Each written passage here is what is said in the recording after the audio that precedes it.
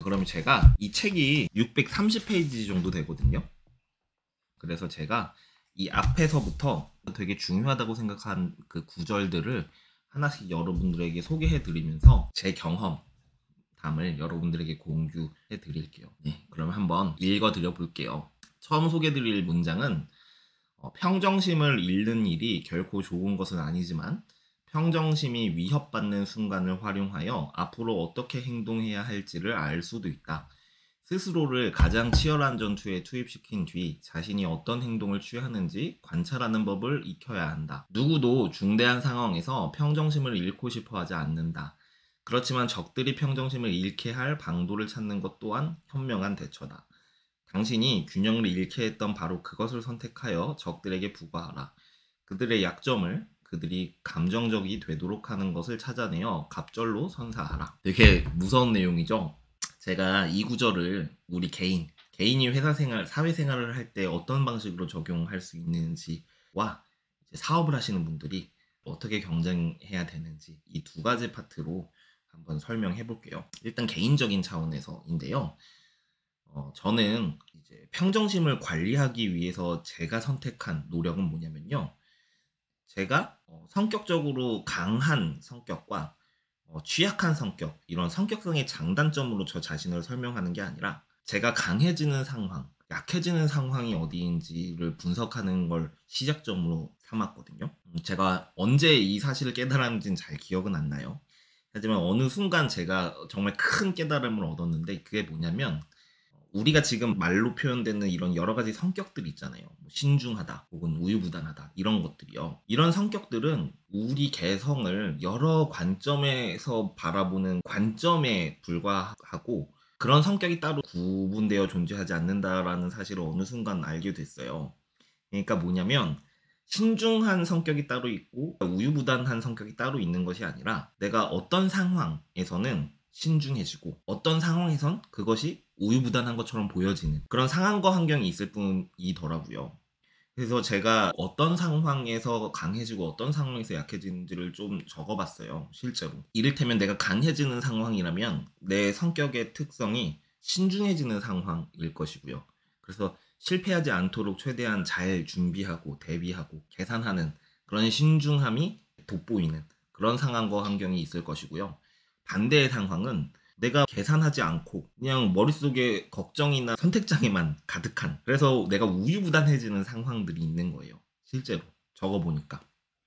그래서 내가 언제 약해지고 언제 강해지는지를 꼼꼼하게 좀 분석을 해보니 그게 평정심을 유지하는 실마리더라고요. 그러니까 뭐냐면 내가 어떤 상황에서 약해지는지를 알게 되면 그 상황을 회피함으로써 그걸 극복할 수 있는 게 아니라 내가 약해지는 걸 받아들일 수 있게 돼요. 내가 지금 우유부단하다는 걸 어떤 극복해야 될 대상이나 장애라고 생각을 하게 되는 게 아니라 내가 받아들여야 되는 특성, 특징이라고 생각하게 되거든요. 그러니까 우리 한번 그런 경험들 주변에 다 있으실 건데 내가 성격의 그 약점이라고 생각하는 것들 특히나 소심함을 약점이라고 생각하시는 분들이 굉장히 많으신데요. 내가 스스로를 소심하다고 생각을 해서 그 소심함을 감추려고 노력하면 노력할수록 어떻게 되나요? 주변 사람들한테는 나의 소심함이 훨씬 더 부각되지 않아요? 이 사람은 전혀 쿨하지 않은데 쿨한 척하고 있는 게 전부 다 티가 나잖아요. 그러니까 제가 말씀드리고 싶은 건 뭐냐면 내가 지금 소심해질 수밖에 없는 상황이라는 걸 스스로가 이해하고 있으면 그쵸. 내가 소심함을 감추기 위해서 부단히 애를 쓰지 않아도 여기서 제가 얘기하는 애를 쓴다는 것이 벌써 평정심을 잃어버린 거예요. 있는 그대로 자기 자신의 상태를 인정하고 받아들일 수 있게 된다는 얘기예요. 내가 강해지는 상황과 약점이 된 상황이 구체적으로 무엇인지를 알게 되면요. 그래서 제가 처음에 창업반을 이제 이끌 때 이제 예비 창업자들한테 꼭 숙제로 내는 게 뭐냐면 자기 자신이 성격적으로 강점이라고 생각하는 게 뭐고 성격적으로 약점이라고 생각하는 게 무엇인지 써오라는 숙제를 내주고 두 번째는 내가 그 강점이라고 생각했던 것 때문에 피해를 봤던 사례가 있는지 생각해 보라고 하고 약점이라고 생각했던 상황 때문에 오히려 득을 봤던 상황이 있었는지 떠올려 보고 적어보라고 해요. 분명히 여러분들도 약점이라고 생각했던 것 때문에 득을 봤던 사례가 인생 경험 안에 분명히 있으실 거고 강점이라고 생각했던 능력 때문에 정말 크게 탈이 날 뻔했던 사례도 분명히 있으셨을 거예요. 그러니까 그런 것들을 머릿속으로만 정리하시면 안 돼요. 적어보셔야 돼요. 그렇게 적어보시면서 스스로 메타인지 하시고 자기 객관화하시는 노력, 이런 것이 사실 평정심을 잃어버리지 않는 방법이죠.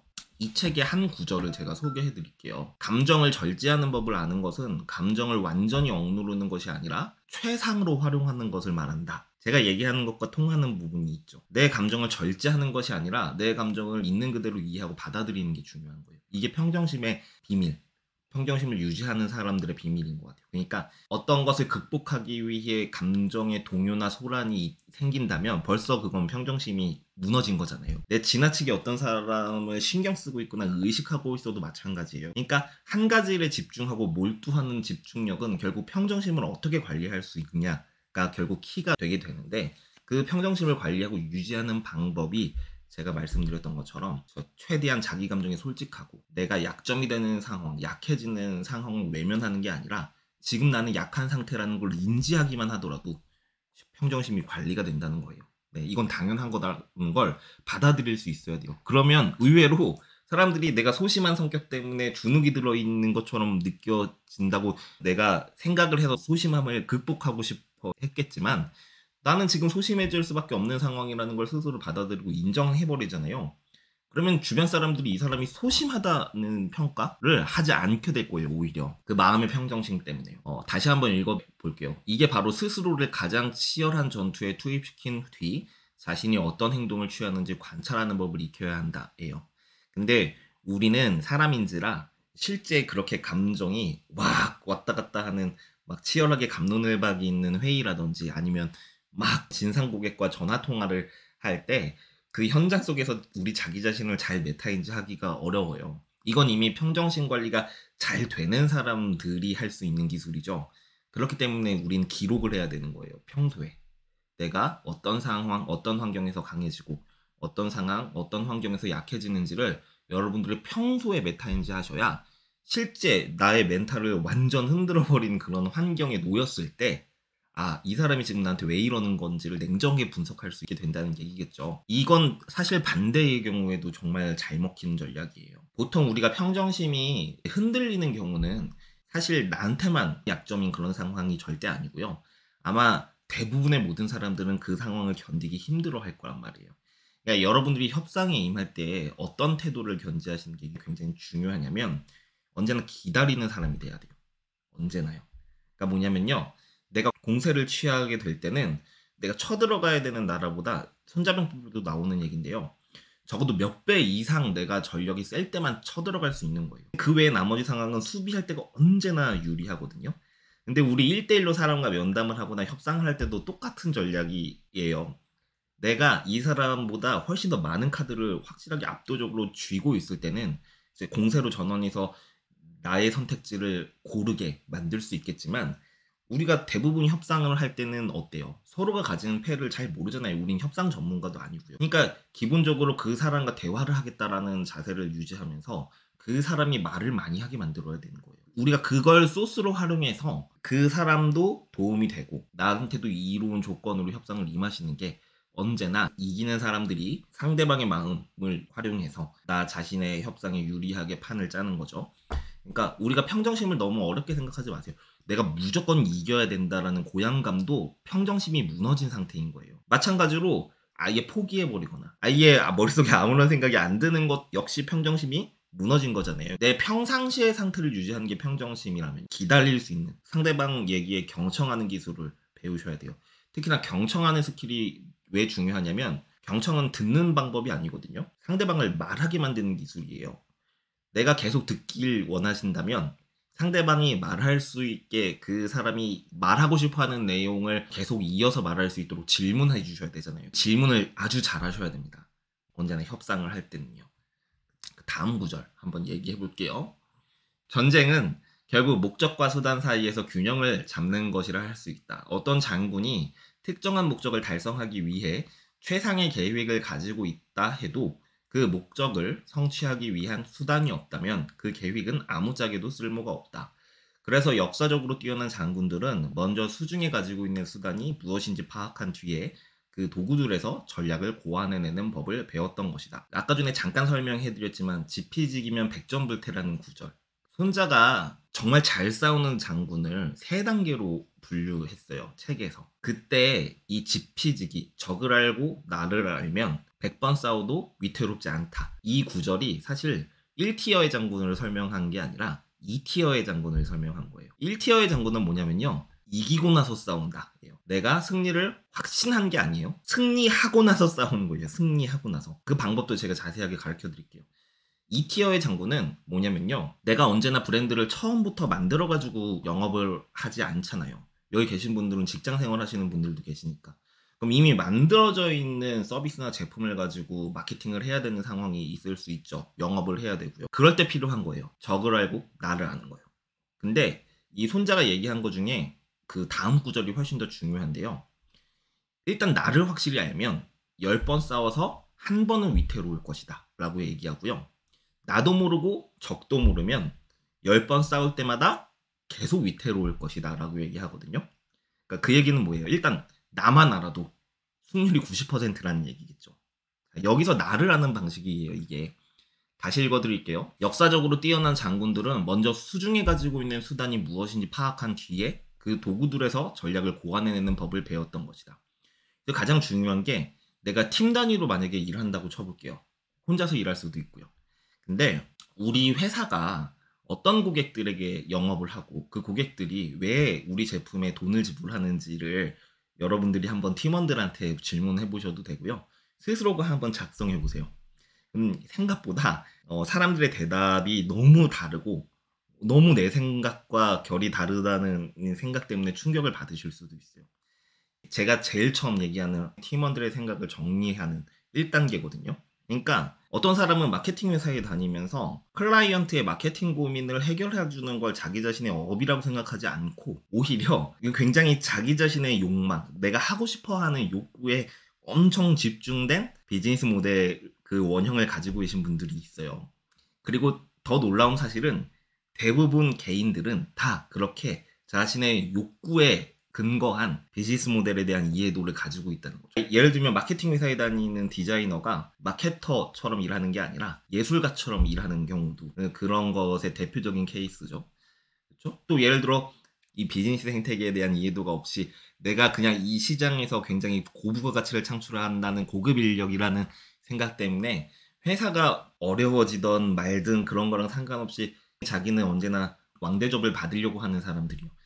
얼마 전에도 기사 봤는데 실리콘밸리에서부터 유입된 유연근무제, 재택근무, 인센티브 이미 1년 전부터 실패라고 실패 사례들이었거든요. 특히나 지금처럼 경제가 완전히 침체되어 있을 때는 기업들이 일단 생존하는 게 제일 중요한데 목표 자체가. 이게 기업들만인가요? 개인들도 마찬가지예요. 지금 우리가 직장 생활을 하고 있을 때 직장의 생존을 위해 헌신하려고 하는 개인들이 회사에 많지 않으면 그 회사는 망해버릴 거예요. 정말로. 왜 회사가 우리한테 줬던 복지 제도를 회수하지? 이런 그쵸 좁은 관점에만 매몰돼서 회사를 비판하고 나오는 거죠. 그 사람들이 근데 회사에 나와가지고 이 생태계 안에서 자기 스스로 경제력을 만들려면 결국 그 회사가 했던 선택을 스스로 한 게 똑같이 해야 되잖아요. 그쵸? 일하는 시간을 더 늘려야 되고 그럴 수밖에 없는데도 너무 관점이 이렇게 매몰되어 있는 거예요. 이거는 개인한테도 마찬가지고 회사한테도 마찬가지예요. 내가 가지고 있는 자원, 내가 활용할 수 있는 게 무엇인지를 먼저 아는 거. 이거 제가 아까도 말씀드렸지만 내가 이걸 제대로 메타인지 하시고 점검하시려면 적어보셔야 돼요. 정말로. 내가 강점이 되는 상황, 내가 약점이 되는 상황과 환경이 무엇인지 꼭 이제 적어보시고요. 이거 계속 리스트업 하시는 거예요. 그렇게 하시면서 내가 강해지는 환경에 나 스스로가 많이 노출되고 있다. 그러면 아마 여러분들이 이걸 적기 전에도 아마 그걸 아실걸요. 여러분들 살다 보면 그런 느낌 있지 않으세요? 뭔가 일이 될 것 같다. 뭘 해도 될 것 같다. 이런 느낌이 들 때가 있고 반대로 완전 디프레스 될 때가 있어요. 도대체 하는 일마다 다 되는 둥 마는 둥 하고 뭔가 성과나 결실로 이어지지 않고 이럴 때가 있잖아요. 이거 제가 말씀드린 것처럼 이거 적어보잖아요. 그럼 그때마다 왜 상황이 그랬는지 아시게 될 거예요. 굉장히 높은 빈도로 내가 강해지는 환경에 자주 노출되는 사람들은 탄력을 느끼거든요. 굉장히 그런 효능감을 많이 느끼게 되는데 반대로 내가 자꾸 약해지는 환경에 놓여져 있는 사람들은 그게 아무리 내가 메타인지가 잘 되고 내가 지금 약점인 상황이라는 걸 인식하더라도요. 그 감정 상태에 매몰되어 버려요. 일에 매몰되어 버린다고요. 그걸 빠져나오지를 못하는 거예요. 누구나 이런 기복을 경험하기 때문에 평소에 잘 준비하셔야 된다는 거예요. 꼭 적어보세요. 기록이 정말 최고의 자기계발입니다. 여기서 잠깐 제 서비스 소개 좀 할게요. 독서가 실제 현실을 어떻게 바꾸는지 궁금하세요? 직무 능력의 핵심인 사고력, 기획력, 어휘력, 표현력 등의 기초 소양 개발을 위해 리드앤리드 필사 클럽을 만들었습니다. 10년 동안 회사 생활을 하면서 임직원들을 교육했던 방법 그대로 운영합니다. 가격은 5만 원입니다. 1회 가격이 아니라 한 달 내내 참여하는 가격입니다. 하루에 1,600원 자신을 위해 투자하세요. 자세한 내용이 궁금하신 분은 설명란 링크를 확인해 주세요. 그리고 저는 기록과 회고에 진심입니다. 지금 여러분이 보고 계신 콘텐츠도 10년 동안 제가 쓴 다이어리의 일부를 편집한 거니까요. 여러분이 어떤 자기계발에 도전하시더라도 결국 기록과 회고로 수렴하실 겁니다. 우리의 기록이 영원히 기억될 수 있게 700여 종의 종이를 테스트했습니다. 이 종이로 노트를 만든 건 국내에서 리드앤리드가 유일합니다. 자세한 내용이 궁금하신 분은 설명란 링크를 확인해 주세요. 그럼 다시 이어서 진행하겠습니다. 다음 문장 읽어드릴게요. 다음번 전투에서는 이런 실험을 해보라. 확고부동한 목표들이나 간절히 바라는 꿈에 대해서는 생각하지 않기. 탁상 공론식으로 계획하지 않기. 대신 당신이 가지고 있는 것, 즉 당신이 사용할 도구들과 물자들에 대해 곰곰이 생각해라. 꿈이나 계획이 아닌 현실에 기반을 세워라. 당신만의 기술적 재능, 당신이 가지고 있는 모든 정치적 우위, 군대의 사기, 수중에 가지고 있는 수단을 얼마나 창의적으로 이용할 수 있는지를 말이다. 이게 정말 중요한 건데 제가 모두의 사수 서비스가 굉장히 급격하게 큰 성장을 했어요. 근데 그 성장의 비결이 뭐냐면 수업의 커리큘럼인데 저도 여러 시행착오를 거치면서 지금도 이제 완성되어 가는 중이긴 하지만 그래도 비교적 이 업계에서 좀 탁월한 수준의 커리큘럼을 만들었다라고 자신하는 게 어떤 거냐면요. 제 수업은 크게 어떤 형태로 구성되어 있냐면 한 달 동안 이 수업에 참여했을 때 우리가 얻을 수 있는 모습이 무엇인지를 굉장히 구체적으로 그려드려요. 그리고요, 두 번째는 이게 정말 핵심인데 수업이 끝나잖아요. 끝나자마자 뭘 해야 되는지를 알려드려요.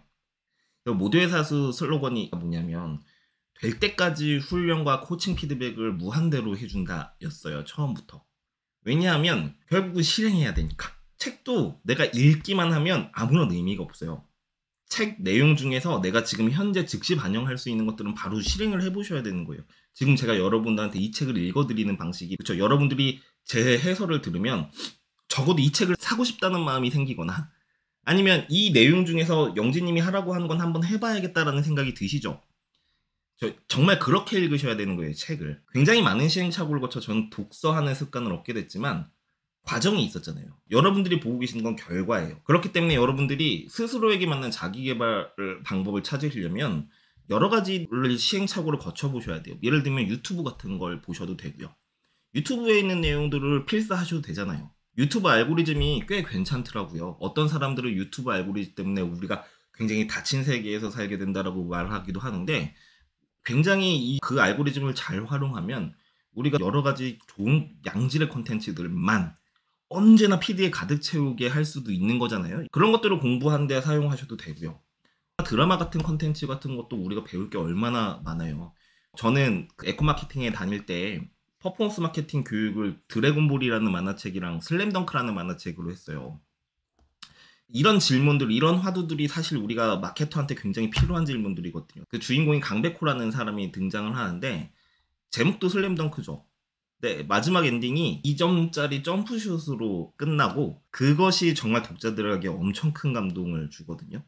근데 그걸 본 사람들은 아 이게 왜 슬램덩크고 왜 강백호가 마지막에 멋있는 덩크슛이 아니라 기본적인 2점 슛으로 엔딩을 장식했는지 우리는 다 알잖아요. 우리가 역할 플레이, 회사 안에서 팀 플레이를 하는 이유가 굉장히 그쵸 닮아 있어요. 강백호가 마지막에 했던 그런 의사결정이요. 내가 잘할 수 있는 것들을 포기하고 승리하기 위해서 내가 최적의 행동을 한 거죠. 그러니까 우리가 중요한 건 우리가 사용할 수 있는 기술들, 우리가 사용할 수 있는 자원들을 나열하고 그것을 어떻게 활용할지를 생각하시는 것이 굉장히 중요한 거예요. 다음 문장 읽어드릴게요.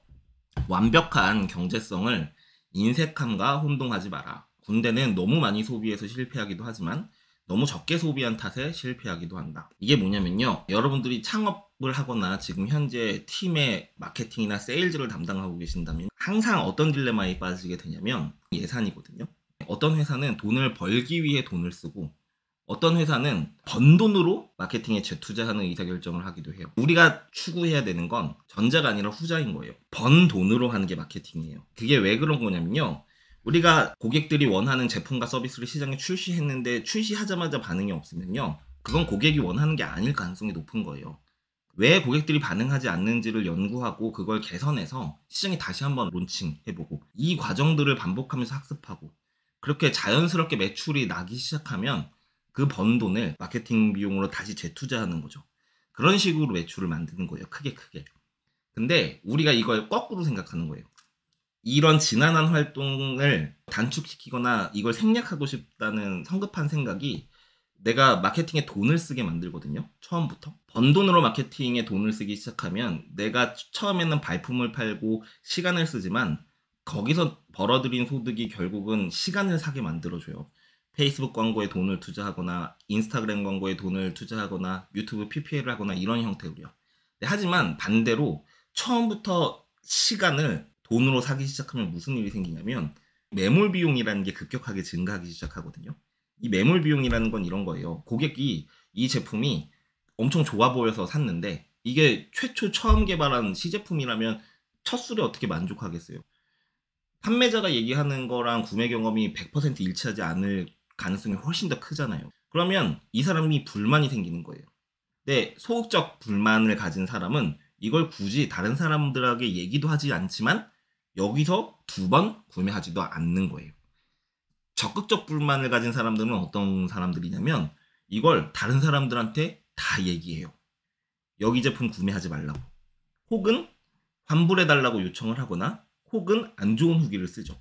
근데 우리가 평정심이 없어진 그런 고객들을 대응하는 게 얼마나 힘들어요. 마치 내가 감정 노동자가 된 것 같고 감정의 쓰레기통 같은 그런 느낌이 들잖아요. 막 욕도 들어야 되고 하니까. 그럼 그렇게 이런 경험들이 생기면 뭐 어떻게 되냐면 매출은 나니까 이걸 대신해 줄 사람을 찾기 시작하거든요. 그래서 조직에서 가장 먼저 뽑아야 되고 성장해야 되는 게 세일즈 조직이고 제품을 개발해야 되는 조직이 가장 먼저 확장되어야 되는데 CS 담당자가 제일 먼저 채용되기 시작하는 거예요. 근데 모든 제품은 성수기와 비수기가 있어요. 우리가 핫팩을 쉽게 생각하면 핫팩은 겨울에만 팔리잖아요. 겨울에는 당연히 CS 문의량이 엄청 많아지겠죠. 하지만 여름이 되면 어떻게 돼요? 제품의 관심도가 아예 떨어지면서 CS 담당자가 할 일이 없어지죠.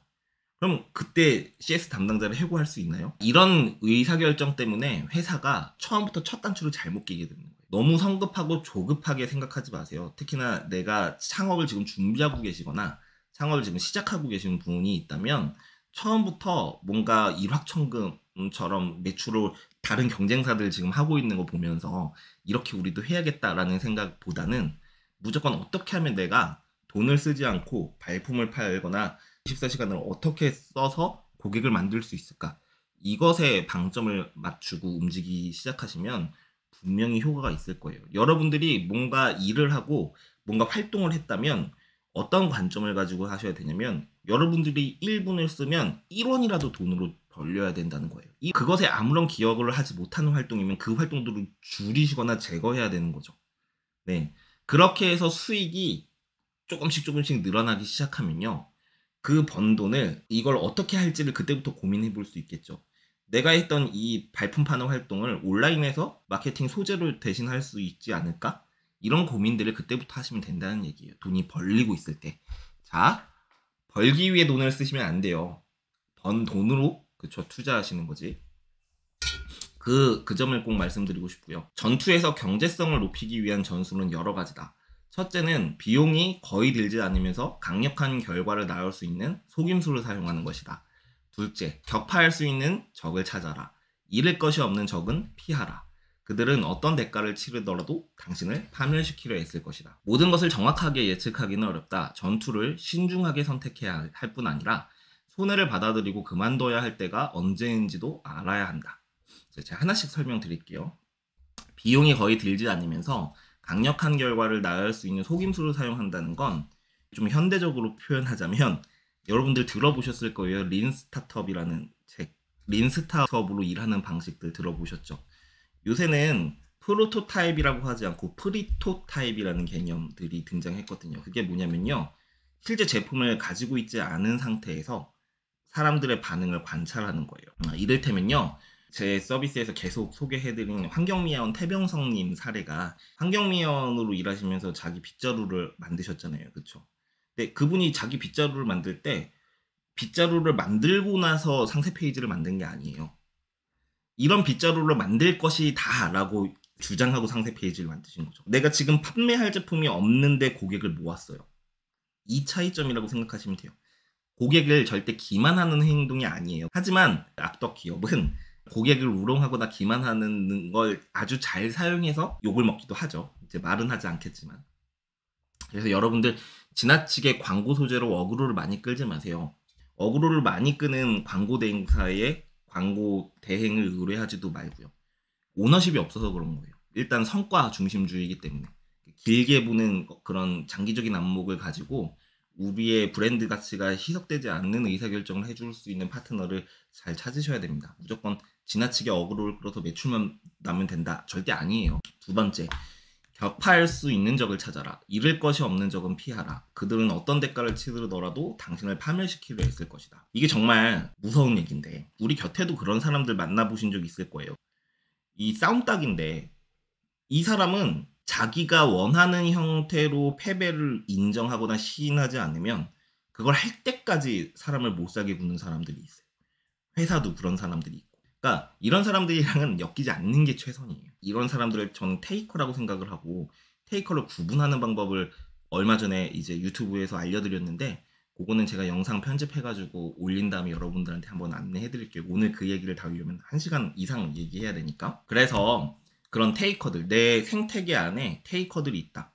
너무 받기만을 원하고 필요할 때만 연락을 하고 한번 물고 늘어지면 그 복수심 때문에 이 사람이 파멸할 때까지 나를 물고 늘어지려는 사람들, 그런 사람들은 언제나 경계하시고 멀리 하셔야 됩니다. 이건 주역에 나와 있는 문장인데요. 모든 절제는 가치를 지니지만 끈기 있는 노력을 요구하는 절제는 너무 많은 에너지라는 대가를 수반한다. 제가 아까 전에 말씀드렸던 내용이랑 좀 맥락이 통하죠. 평정심이라는 건 내가 뭔가를 더 열심히 하겠다라고 하는 것도 이미 평정된 상태가 아닌 거예요. 내가 그렇다고 해서 갑자기 게을러지는 것도 평정심이 유지되고 있는 게 아닌 거고요. 그러니까 모든 절제는 가치를 지니지만 끈기 있는 노력을 요구하는 절제는 너무 많은 에너지라는 대가를 수반한다.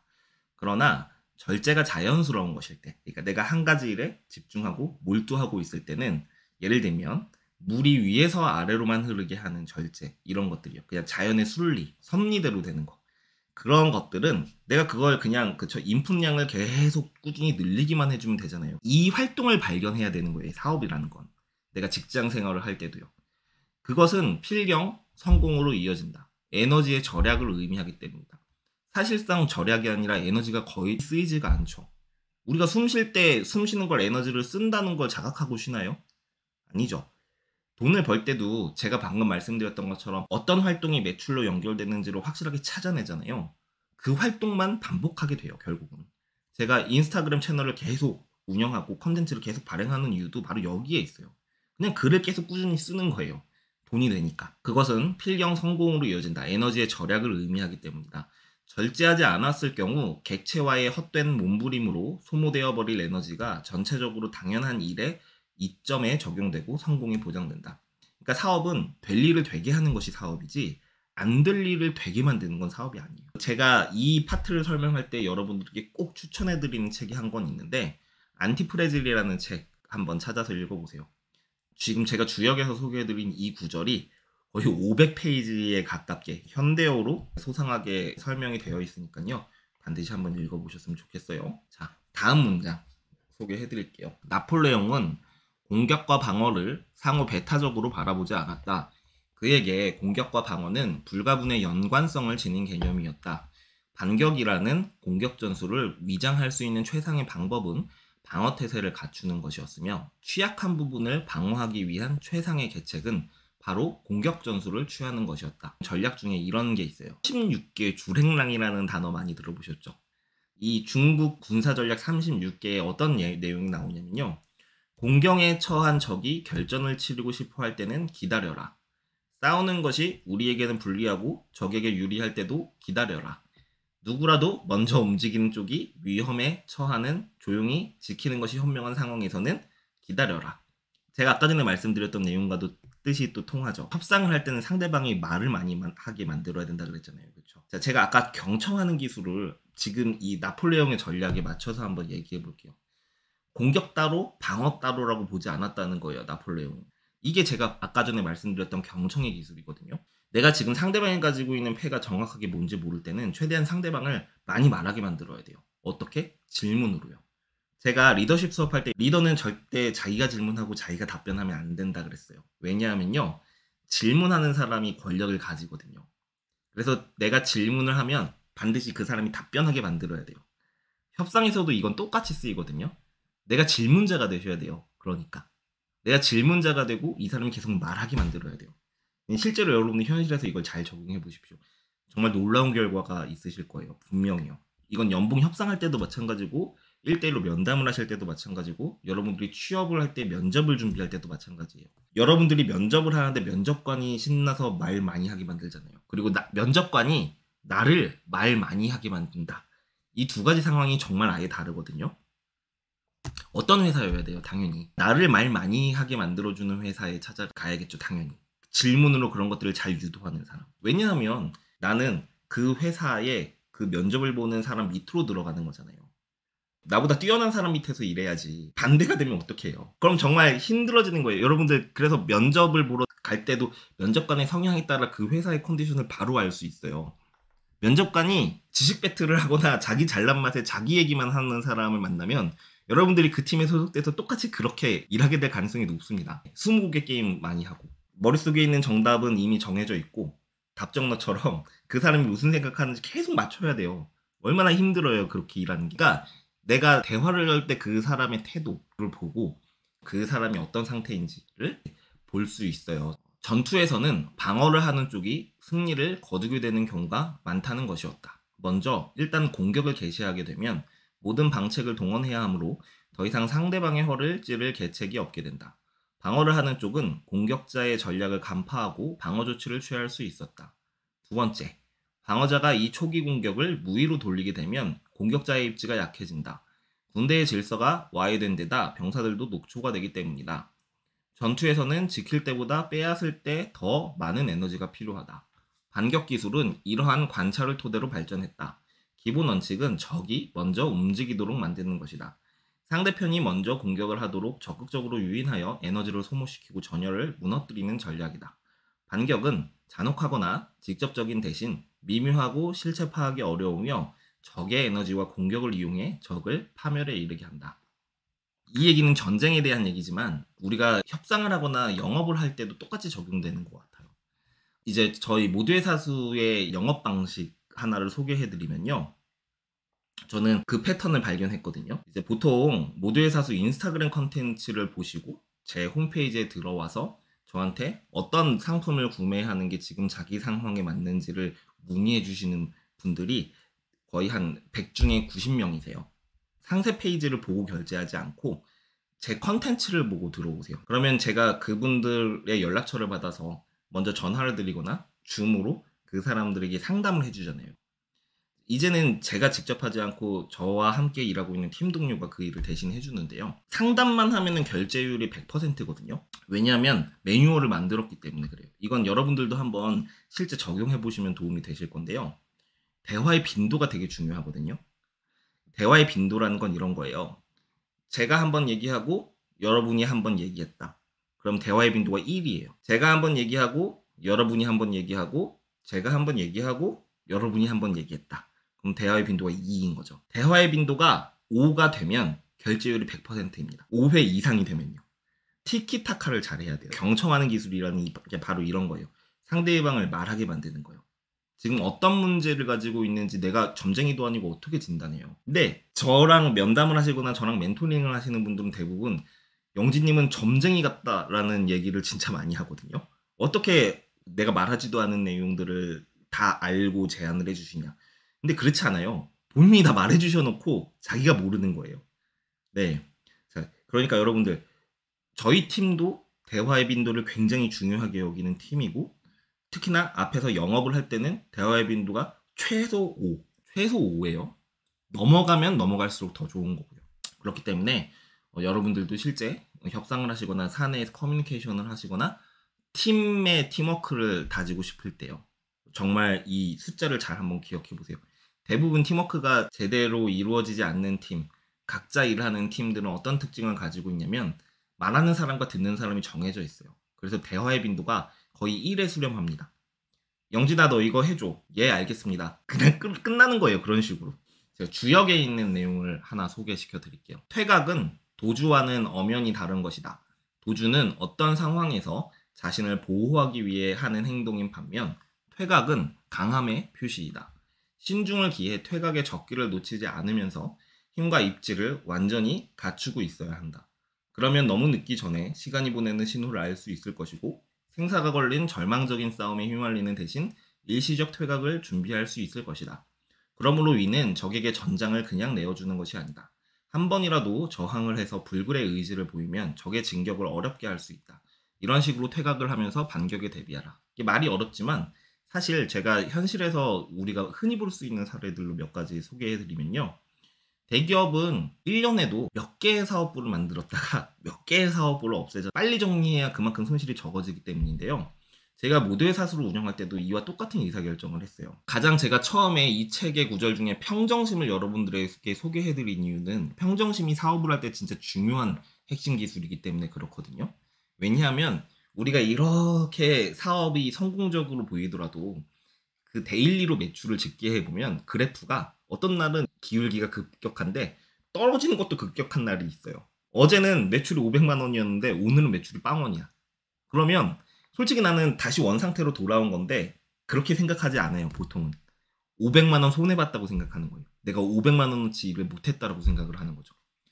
근데 이게 연속적으로 일어나잖아요. 무슨 생각을 하게 되냐면 평정심 관리가 안 되는 사람들, 그런 대표님들은 사업이 망했다고 생각해요. 사실은 이것까지도 극복해야 되는 문제. 내가 왜 매출이 언제는 500만 원이었는데 언제는 떨어졌지? 이걸 분석하고 내가 다음에는 어떻게 해야 될지를 하나씩 테스트해 보면서 다시 매출을 우상향으로 만드는 거. 이런 노력들이 사업가한테 반드시 필요한 능력 중에 하나, 소양 중에 하나인데 이게 갖춰져 있지 않는 조직은 연속적인 하강 국면에 아주 무방비해져요. 심지어 그렇게 멘탈이 약한 대표님 밑에서 일하는 직원들이 어떤지 한번 생각해 보세요. 일일비 하는 거예요. 무슨 일이 생길 때마다. 막 어제는 매출이 엄청 빵 터져서 막 치킨에 맥주 먹고 엄청 기분 좋게 퇴근했는데 오늘 갑자기 매출이 안 터진다고 완전 날이 서가지고 야 너 일 똑바로 한 거 맞아? 이렇게 사람이 바뀌어버리면 그 사람 밑에서 누가 일하고 싶겠어요. 나 혼자서 창업을 할 때도 마찬가지예요. 개인 셀러든 프리랜서든 혼자서 일하는 사람도 똑같은 건데 이게 제가 어떤 의사결정을 했었냐면 모두회사에서 한 6개월 차 정도였었을 것 같아요. 한 8개월 정도 운영했을 때 가장 큰 이제 상품이 제가 6개월 차에 만든 이제 기업 컨설팅이었어요. 이제 팀을 실제로 제가 대신 리드하면서 그 팀 단위의 매출을 만들어주는 거. 이걸 상품으로 만들어가지고 했었는데 근데 제가 모두회사수를 왜 창업하게 됐냐면 직장인들의 자립을 돕기 위해서 창업한 거예요. 직장인들이 대부분 도피성 이직을 하거나 도피성 창업 때문에 커리어를 망치거든요. 이게 생활이 유일한 구원이라고 생각할 때가 가장 위험한 생각인데 사실 회사 안에서 정서적으로 자립하지 못한 사람들은 회사 밖에 나와서도 똑같아요. 심지어는 잔소리해주는 사람도 없죠. 근데 제가 모두의 사수를 창업한 것도 회사 생활을 돕기 위해서 창업한 거예요. 근데 제가 이 컨설팅업으로 상품화를 하니까 대표이사만 웃는 거죠. 직원들은 저를 볼 때마다 표정이 어두워지고 저랑 말을 안 하려고 하고 언제까지 해줘요? 막 이런 거 묻는 사람들도 있고 이러다 보니까 아 이건 내 사업의 방향과 일치하지 않는다 라는 생각이 들어서 이 사업을 접었어요. 매출이 몇 천만 원씩 나오는데도. 근데 이거 접을 수 있었던 게 뭐예요? 저는 쓴 게 시간이고 제가 시간을 하나도 안 쓰고 매출이 0원인 상태는 내가 아무런 손해도 보지 않는 상태랑 똑같은 거잖아요. 그걸 이해하고 있기 때문에 접은 거예요. 대신 그 시간에 다른 걸 할 수 있으면 되잖아요. 그래서 제가 아직도 그 의사결정을 제 스스로가 한 선택 중에 가장 잘한 선택이라고 생각하는 게 뭐냐면, 지금은 기업 강연으로 서비스를 피봇을 했는데 대상이 오너들도 참여하지만 그 기업의 팀원들이 참여해요. 그래서 성과를 제가 한 달, 두 달 막 이렇게 단기간에 끌어올리지는 못하지만 수업에 참여하는 그 당사자들이 성과를 내는 주체가 되는 거예요. 그런 형태로 서비스를 피봇하다 보니까 일단 구성원들의 만족도가 굉장히 높아요. 참여하는 그 직원분들이요. 직장인분들이 일하는 방식을 배워서 알게 됐고 그것 때문에 나아가 내 자신의 가치가 올라가는 게 실제로 회사에서 증명이 되니까 사람들이 매출을 많이 만들어주니까 회사에서 그 사람들 급여를 왜 안 올려주겠어요. 모두 다 싱글벙글인 거예요. 그러니까 이렇게 서비스를 재정의하고 피보팅하게 되니까. 그러니까 퇴각과 도주는 이런 차원에서 다르다라는 얘기를 말씀드리고 싶어요. 우리가 1회 1비 하는 건 도주예요. 도망가는 거. 사업을 망했다라고 단정 짓고 이건 도주예요. 퇴각이 아니라. 하지만 제가 방금 전에 말씀드렸던 것처럼 내가 지금 가용 시간과 내가 잃어버리는 매출이 얼마인지를 확인해보고 이 매출은 다른 데서 분명히 다시 얻을 수 있겠다라는 자기 확신을 가지고 사업을 정리했잖아요. 이건 퇴각이에요. 여러분들 도주하는 사람이 아니라 퇴각하는 사람이 되셔야 된다는 얘기겠죠? 제가 오늘 여러분들에게 준비한 내용이 바로 평정심을 기준으로 내 자신, 퍼스널 브랜딩을 어떻게 해야 되고 조직을 어떻게 빌드업해야 되고 이런 아주 기본적인 내용들을 여러분들에게 공유해드렸어요. 긴 시간 경청해 주셔서 감사합니다. 마치도록 할게요.